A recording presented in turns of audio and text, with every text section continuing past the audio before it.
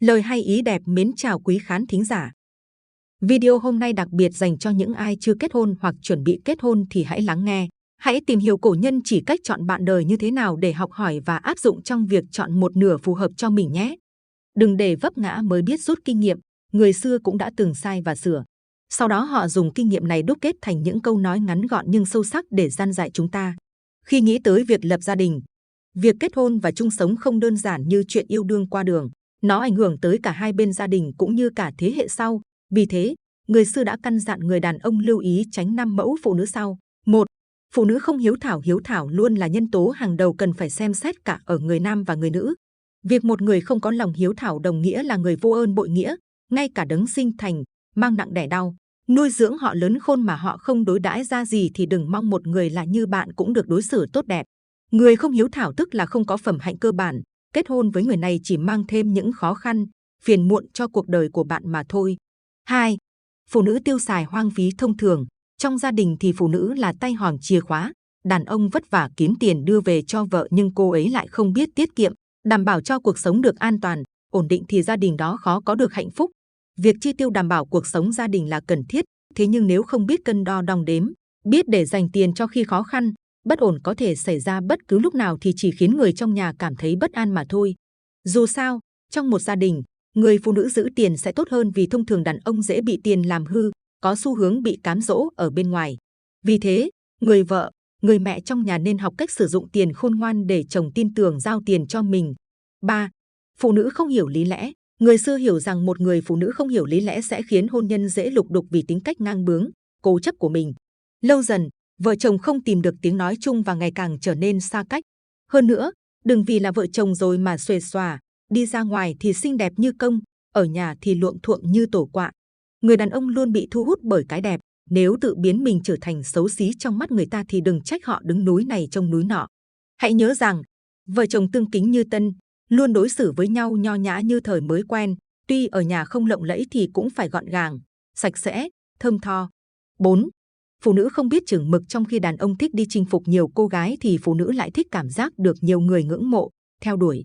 Tuy nhiên, nếu không biết chừng mực và còn đi tìm cách gieo rắc tình cảm cho nhiều người trong khi mình đã có chồng con để huề thì thật đáng trách. Cổ nhân chỉ cách chọn bạn đời cũng đã lên án mẫu phụ nữ không biết chừng mực này và khuyên không nên lấy về làm vợ vì họ biết rõ nguy cơ, mối họa từ những người này rất cao. Gia đình tan vỡ là điều có thể dự báo được với người đong đưa, thiếu sự trung thủy như thế. Ca dao có đoạn, thân em như hạt mưa rào, hạt rơi xuống giếng, hạt vào vườn hoa. Thân em như hạt mưa xa, hạt vào đài cát, hạt ra ruộng cày. Cho thấy cuộc sống phụ nữ thay đổi rất nhiều khi kết hôn, dù sao họ vẫn phụ thuộc khá nhiều vào người đàn ông của cuộc đời mình. Vì thế, các cô gái nhất định phải nhìn mặt gửi vàng bằng cách đánh giá theo các tiêu chuẩn mà người xưa đã đúc rút kinh nghiệm, tránh xa 6 mẫu người đàn ông sau đây. 1. Đàn ông không hiếu thuận. Chữ hiếu luôn đứng đầu nên nếu gặp người đàn ông không hiếu thuận thì không nên lấy làm chồng. Khi một người không thể hiện được điều này thì cần đặt dấu hỏi lớn về đạo đức của họ. Một người đàn ông nếu không hiếu thảo với cha mẹ thì thành công cũng chỉ để bỏ đi. Phụ nữ vì thế mà đừng nên mù quáng tin theo những lời hứa hẹn của những kẻ này, nên tìm cách rời xa ngay lập tức. 2. Đàn ông bạo lực. Không ít phụ nữ ngay từ lúc yêu đã biết người đàn ông của mình bạo lực khi sẵn sàng đánh họ nếu không vừa ý. Vậy mà họ vẫn tiếp tục mối quan hệ này và thậm chí là kết hôn với gã đó. Phụ nữ cả tin, họ nghĩ rằng cưới xong đàn ông sẽ thay đổi. Hậu quả là hôn nhân quá nhiều bất ổn với người đàn ông đánh vợ lên bờ xuống ruộng. Thế nên người xưa mới cảnh báo điều này để nhắc nhở con cháu mình, bạn nhất định không được bỏ qua và xem nhẹ tiêu chí này trong việc chọn chồng. 3. Đàn ông lười biếng. Giàu có hay không còn phụ thuộc vào nghiệp báo, nhân quả, nhưng nếu lười biếng thì chắc chắn nghèo hèn. Một người được xem là trụ cột gia đình mà không thích làm việc, không thích động não thì đã cho thấy sự bất ổn trong đó. Trong một gia đình có quá nhiều việc phải làm, có vô số trách nhiệm phải gánh vác, vì thế mà vợ, chồng phải cùng chung tay, san sẻ mọi việc với nhau. Nếu một người đàn ông lười biếng đồng nghĩa với việc người vợ phải làm việc gấp 2 đến 3 lần so với khả năng của mình. Phụ nữ dù có giỏi chịu đựng tới đâu thì cũng có lúc họ quá mỏi mệt, chán nản và buông tay và hôn nhân tan vỡ, con cái bơ vơ. Đó là chuyện chẳng ai muốn khi chúng ta nghĩ tới chuyện kết hôn hay bắt đầu một gia đình. 4. Đàn ông mê cờ bạc. Dù là đàn ông hay phụ nữ có tư duy cờ bạc đều rất đáng ngại. Họ thường sẽ không bao giờ kiếm được tiền bằng việc này vì cổ nhân đã có câu 10 lần đánh cược 9 lần thua.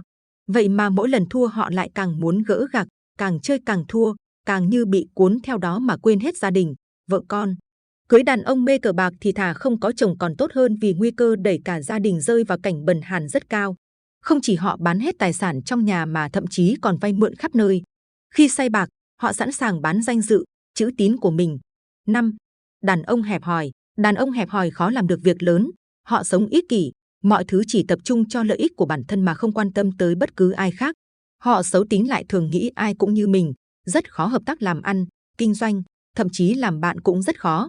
Kết hôn với mẫu đàn ông này, người phụ nữ luôn có cảm giác nặng nề, mệt mỏi với người chồng hẹp hòi, so đo, đong đếm mọi thứ. Phụ nữ luôn phải nhìn mặt chồng mới dám làm việc này, việc kia, không khác gì tù giam lỏng chứ không phải là đang thoải mái trong ngôi nhà của mình. 6. Đàn ông đa tình. Chỉ có đàn ông lười lao động mới có nhiều thời gian để tán tỉnh hết cô gái này tới cô gái khác. Phụ nữ rất dễ bị mắc bẫy những người này vì họ quá sành sỏi trong việc cho bạn sập bẫy. Đừng cho rằng khi có gia đình những người đàn ông này sẽ vì bạn mà thay đổi, thực tế là bản tính như vậy sẽ khó bỏ. Đàn ông thích trêu hoa, ghẹo nguyệt, không đứng đắn thì coi chừng, vì họ sẽ cuộc sống gia đình không khác gì địa ngục khi khiến phụ nữ thường xuyên ghen tuông, bức bối. Mến chúc các bạn tìm được người bạn đời phù hợp và cùng chung sống hòa thuận, hạnh phúc đến ngày răng long tóc bạc. Cảm ơn quý khán thính giả đã lắng nghe video. Nếu cảm thấy hay và hữu ích, bạn hãy ấn nút like và đăng ký. Điều đó giúp cho chúng tôi biết bạn thích và đó là động lực để chúng tôi chia sẻ với bạn nhiều hơn những điều hay mà người xưa để lại.